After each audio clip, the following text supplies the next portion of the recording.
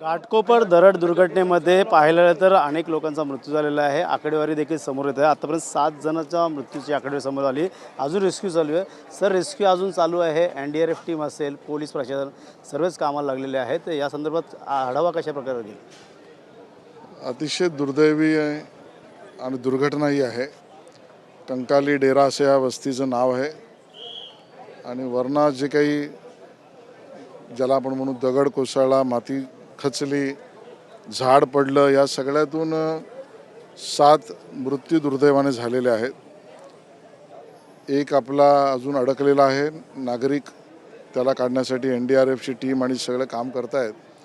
मी स्वतः पाहणी केली। अग्निशामक दलाचे अधिकारी, NDRFचे अधिकारी, पोलीस अधिकारी या सगळ्यांनी, कलेक्टर म्हणजे जिल्हाधिकारी, प्रशासन या सगळ्यांशी मी बोललो आहे।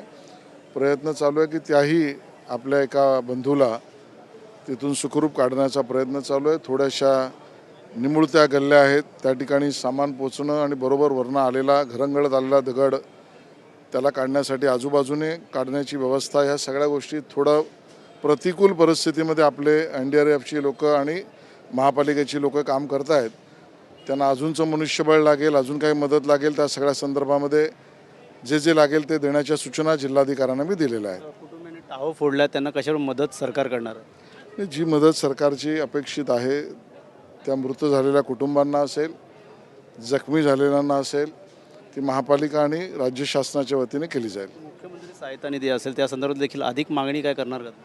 बिलकुल आम्ही करू। मुख्यमंत्री सहायता निधीत जी आवश्यकता असेल त्याचंही पूर्णपणे मदत त्यांना अधिकार रूपाने देऊ। स्थानिक नगरसेवकांनी आवाज उचललेला, या संदर्भात महापालिकेला लक्ष घालायला सांगितलं। दरड कोसळतं, या अगोदर 2005ला 75-72 लोक मरण पावले होते।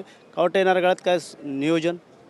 मला असं वाटतं की या सगळ्या संदर्भात मी महापालिकेच्या लोकांकडून आणि जिल्हाधिकाऱ्यांकडून सगळी माहिती घेतली आहे।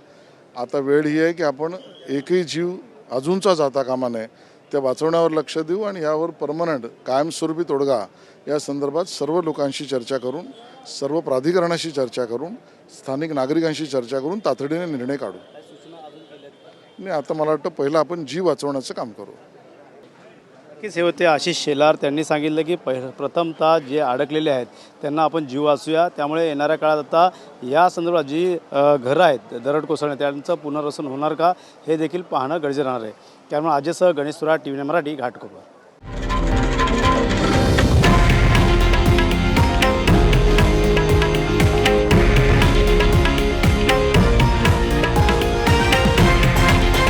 हे आहे देशातील नंबर 1 न्यूज नेटवर्क आणि आपण पाहत आहात TV9 मराठी, एकमेव।